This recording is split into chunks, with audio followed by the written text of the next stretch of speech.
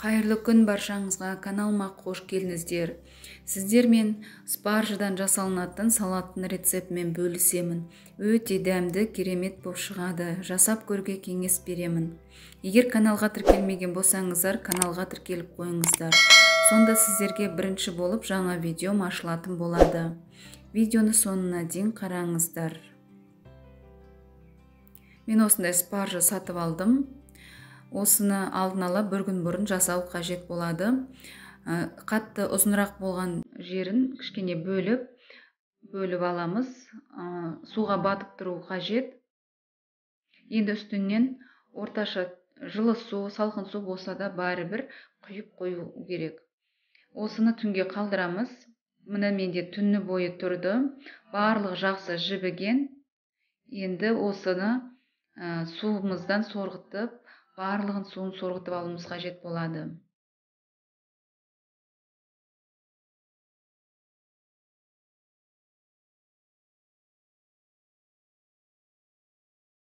Суынан сорғытып болдық. Енді осы спаржымызды турайтын боламыз.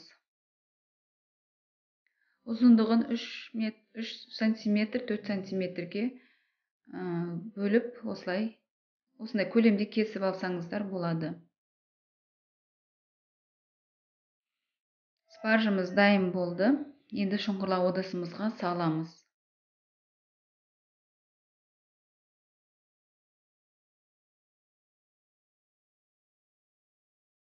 Дайын болды, кесіп болдық. Енді бір сарымсақ және бір пиязымызды ашып дайындап алдым, жуып.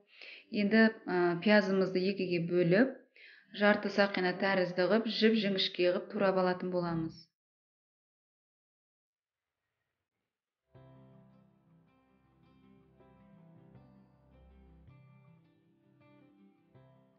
Турап дайындап болдық. Енді сарымсағымызды да осылай майдалап, қатты майдалап турап алуымыз керек.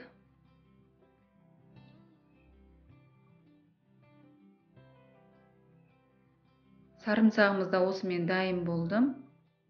Енді қызып тұрған табамызға майымызды құямыз. Енді пиязымызды қуыратын боламыз. Пиязымыз кішкене сарғайғанша қуыруымыз керек. Мына кішкене сарғайды. Енді дәмдеуіштерден менде паприка, ашты бұрыш және кориандр қостым. Осы спецтер жақсы дәм беретін болады. Бұрыштарымыз, дәмдеуіштеріміз. Енді бетіне газымызды өшіріп, чесногымызды салып, араластырып аламыз.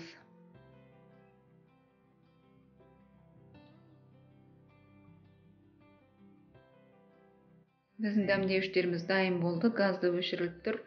Енді көксөктерден менде укроп және петрушка. Осылардың барлығын майдалап турап аламыз.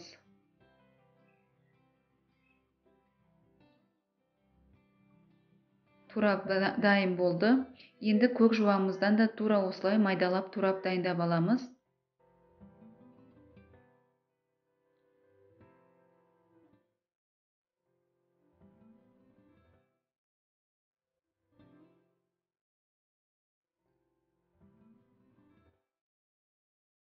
Енді бір қияр қосып тураймын. Керек емес артық жерлерін алып тастаймыз. Осы қиярымызды 3 бөлікке кесеміз. Дәл видеодағындай осылай жіңішкелеп тураймыз. Сонда салатқа әдемі түсетін болады.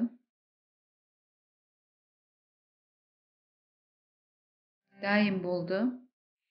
Енді спаржымыздың үстіне 1 шай қасық қант және 1 шай қасық тұз қосамыз. Және 1 шай қасық алма уксусынан қосатын боламыз.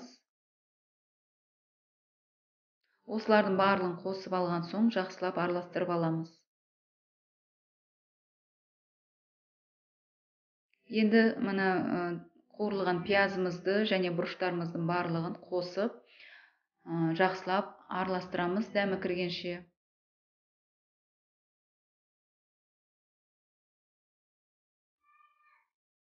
Дайын болып қалды. Енді үстіне по-корейски сәбізімізді салып араластырамыз. Бұл по-корейски салатты алдын ала жасап алдым. Сіздер менің каналымнан көрсеңіздер болады рецебін. Мен дайынын салып жатырмын. Осымен енді барлығын жақсылап араластырып алатын боламыз.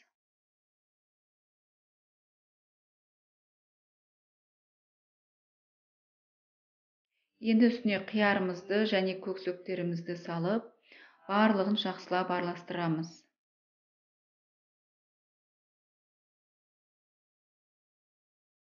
Достар, егер видео ұнаған болса, лайктарыңыздан баса отырыңыздар, комментарий жаза отырыңыздар.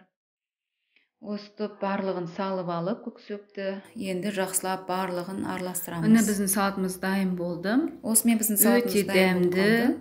Дастарханның көркін ашатын керемет салат болып шықты. Жасап көріңіздер, жасап көруге кеңес беремін. Өте дәмді болады. Егер каналға тіркелмеген болсаңыздар, каналға тіркеліп қойыңыздар. Сонда сіздерге жаңа видео ашылатын болады. Өте дәмді салаттың бірі, жасап көріңіздер. Баршаңызға ас болсын, сау болыңыздар.